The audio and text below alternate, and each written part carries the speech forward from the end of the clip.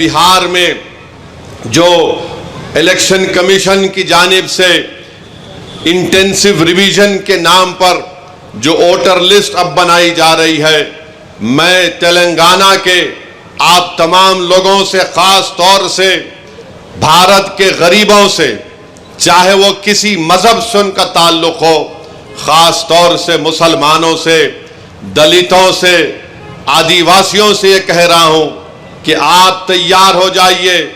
अगर तेलंगाना हो या वेस्ट बंगाल हो या तमिलनाडु हो या भारत में पूरे रियासतों में इस तरह का इंटेंसिव रिवीजन करवाया जाएगा, तो मेरी आप लोगों से अपील है कि आप लोग अपना एक एक का बर्थ सर्टिफिकेट बनाइए। हाँ, जो हमारे बुजुर्गों की उम्र 70 साल के ऊपर है, उनका बर्थ सर्टिफिकेट अगर है तो बहुत अच्छा है, अगर नहीं है तो आप उनका पासपोर्ट बनाइए, आप बर्थ सर्टिफिकेट अपना बनाइए। और अगर 10th क्लास की मार्कशीट है तो उसको तैयार रखिए, अगर कास्ट सर्टिफिकेट है उसको तैयार रखिए, अगर नहीं है तो बनवाइए, पासपोर्ट नहीं है तो बनवाइए, बर्थ सर्टिफिकेट नहीं है तो बनवाइए। अगर कोई रिटायर्ड पेंशनर है तो जो पेंशन का ऑर्डर मिलता है उसको उठाकर रखिए। अगर आपको 2 BHK का सर्टिफिकेट मिलता है कि आपको 2 BHK दिया गया, उसको उठाकर हिफाजत से रखिए। अगर जमीन गवर्नमेंट ने आपको अलॉट की तो उसको उठाकर रखिए।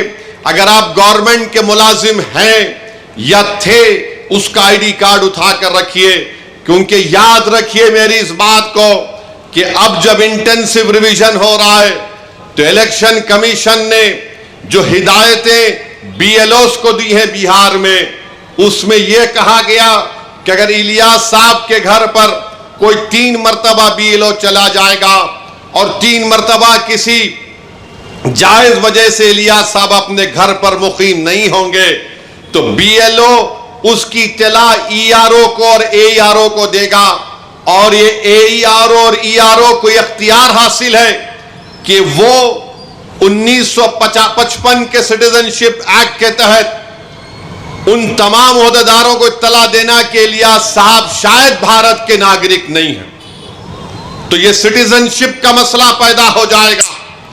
तेलंगाना में भी इंटेंसिव रिवीजन होगा, बल्कि पूरे मुल्क में होगा।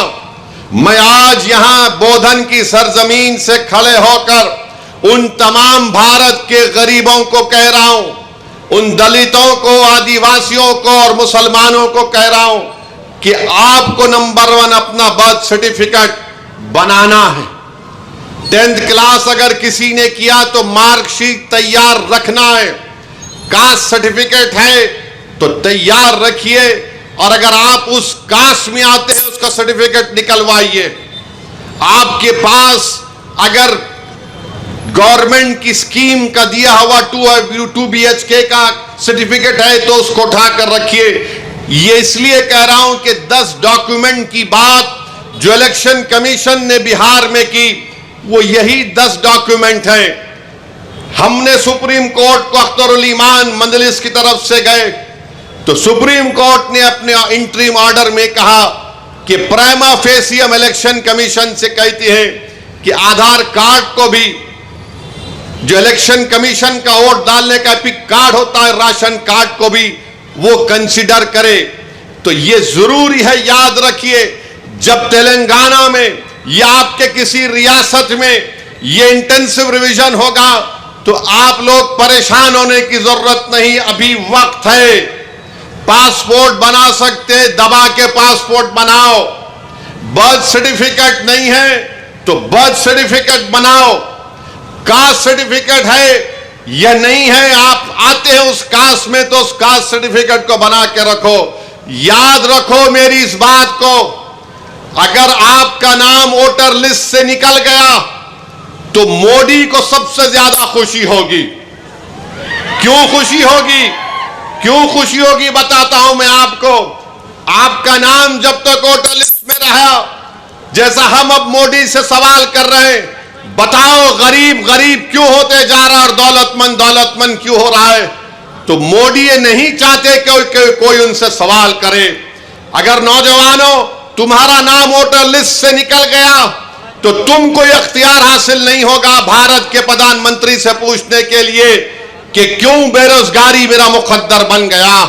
और जिस तरीके से बार बार ये कहा जा रहा है कि फुला इलाके में बांग्लादेशी है, फुला इलाके में रोहिंग्या म्यांमार के लोग हैं, फुला इलाकों में नेपाली लोग आके बस गए, ये सब तैयारियां की जा रही हैं।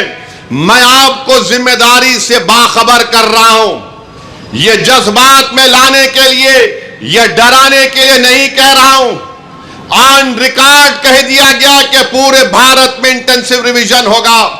और तेलंगाना में जो लास्ट इंटेंसिव रिवीजन हुआ था, मेरे ख्याल से अगर मेरा हाफिजा सही है तो 2007 में या फिर 2002 में हुआ था। मगर ये चीज की तैयारी करके रखिए। मैं भी रशादी साहब से बात कर रहा था कि हमको अनकरीब में तेलंगाना में एक हमारे सदर साहब की मौजूदगी में, उनकी क़यादत में एक मीटिंग करके हम तमाम तंजीमों के जिम्मेदारों को बुलाकर हम उनसे अपील करें, बल्कि हर जुमे के खुतबे से पहले जो लोग मस्जिदों में वाज करते हैं या बयान देते हैं, मेरी आपसे भी अपील है कि आप लोगों को बाखबर करिए। ये साजिशें की जा रही हैं। कल तुम्हारा नाम वोटर लिस्ट से निकल गया तो वोट डालना तो दूर की बात, कोई आकर तुमसे कहेगा कि अपनी शहरियत साबित करो। फॉरेनर्स ट्रिब्यूनल को भिजा दिया जाएगा, उसका भी एक प्रोसीजर है। पहले एसपी बॉर्डर को बोला जाएगा, एसपी बॉर्डर लेटर लिखेगा मिनिस्ट्री होम अफेयर्स को, वहां पर 3 ऑफिसर की दस्तखत के बाद आपका मुकदमा चलेगा। यानी आप अपने रोजगार से महरूम। सबसे ज्यादा बड़ी चीज यह कि आप अपनी इज्जत से महरूम हो जाएंगे। लोग आपको उंगली उठाकर बोलेंगे इसका नाम वोटर लिस्ट से निकल गया, यह भारत का शहरी नहीं है। इसीलिए आप याद रखो, अभी से मैंने जो बात कही उस पर अमल करने की कोशिश करिए। मेरे दुश्मन बहुत हैं, मुझसे इख्तलाफ करने वालों की भी तादाद बहुत ज्यादा है, क्योंकि भारत के अगर कोई लैला है तो उसका नाम असदुद्दीन ओवैसी है। मुझसे बहुत चाहने वाले हैं, मगर उसकी परवाह मत करो। मैं तुमको बाखबर कर रहा हूं, मैं आपको बाखबर कर रहा हूं। वो तूफान आने से पहले हमको तैयारी कर लेना चाहिए। साजिश करने वाले की साजिश में उसको नाकाम करने के लिए हमको आज से तैयारी करना पड़ेगा। Germanton super speciality hospital, national award winner doctor Mir Jawad Zar Khan, German trained senior orthopaedic surgeon and director, माहिर डॉक्टर्स डॉक्टर वासिफ आजम और doctor Bharvi Chanduri, senior cardiologist और दीगर डॉक्टर्स नुमाया खिदमत अंजाम दे रहे हैं। Robotic surgery, advance cath lab, MRI, operation theatre, ICU, 2D ultrasound जैसी सहूलियात से आरास्ता कॉर्पोरेट लेवल हॉस्पिटल, वाजबी फीस में हर मर्ज से शिफायाबी के लिए Germanton super speciality hospital, Attapur.